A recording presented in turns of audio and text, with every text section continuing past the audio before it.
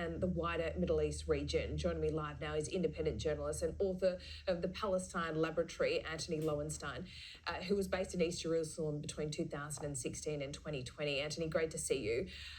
First of all, extraordinary footage, this drone footage that captured the moment, his last moments, Yahya Sinwar.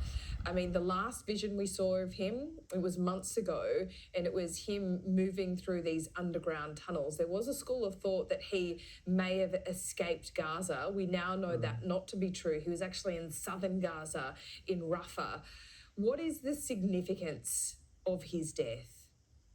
The significance in the short term for Hamas obviously is not unimportant. He obviously was the leader of Hamas. He had been for a number of years. He was seen as a bit more militant compared to some of the more so-called moderate leaders outside of Gaza. In fact, the image you just talk about, Laura, was certainly him being alive, but there's also images I see you're showing now of him likely dead. I mean, it's pretty much been confirmed. I don't think Hamas itself has confirmed that he's dead, but looks like he probably is.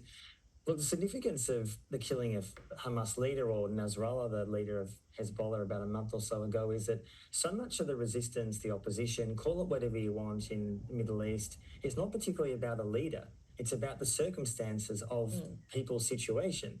So yes, Israel can kill, as they have done for decades, leader after leader after leader. Hamas's leaders have been killed many times before. Hezbollah leaders have been killed in the past. And in fact, what was the result? Short-term disarray within the organisation, yes, but then these organisations in fact grow, and if it's not Hamas or Hezbollah, it's some other organisations. I mean, the circumstances have not changed. The circumstances of Palestinians or Lebanese has not changed. I mean, there's vast parts of Lebanon now which have no connection, by the way, to Hezbollah. People may have seen the last 24 hours, villages in the north being attacked, people being bombed, families being wiped out. And in Gaza, there are, 50,000 people killed. In the north of Gaza, some people may be aware, Israel is deliberately starving people. Does anyone honestly think that the killing of Sinwar changes any of that circumstance? It doesn't change anything. It changes it for Hamas. And I suspect if there is international pressure on Israel to do this, to try to get those remaining Israeli hostages out, however many are alive, I've heard maybe 20 or 30 tops. We don't really know. But none of that changes the reason behind why this opposition began in the first place. I think there is a comforting delusion that many people have who maybe support Israel, who oppose Hamas or Hezbollah, that by killing a leader, you somehow bring Israel or Israeli security and safety. History suggests that's just not true.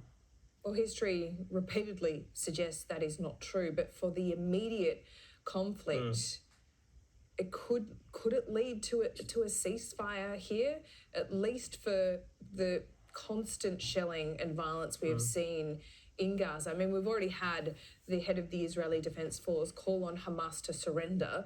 I imagine that is going to fall on deaf ears. There are still fighters, Hamas fighters in southern Israel, in places like Rafah. But could this be the first steps to the beginning of the end of the intense violence we've seen for the last year? I mean, it's possible, and obviously the unknown really is whether a new Hamas leader is more open to potentially making that deal with Israel. But it's worth saying that for the last months, which has been constantly reported in the Israeli press, Netanyahu has had no interest in a deal. No interest in a deal, where a lot of the hostages' families in Israel who had their loved ones taken on October 7 last year have been crying out for that deal. Isn't there? Yes, there's always for sure. This could be one of those. It Not could be. Naively, but it could be. Yes, look, it's possible. Of course it's possible. And obviously I'd very much hope that war ends. But it's worth saying, since Sinwar was killed, Benny Gantz, the so-called opposition leader, Netanyahu himself, have said openly, both in speeches and on social media, the war continues and will do so for years. That's their words, not mine. So, yes, we have to hope that there's some circuit breaker or some ceasefire, at least a cessation of conflict to get hostages out on both sides, by the way. Israel has taken thousands of Palestinian civilians, including many of whom have been raped and tortured and killed since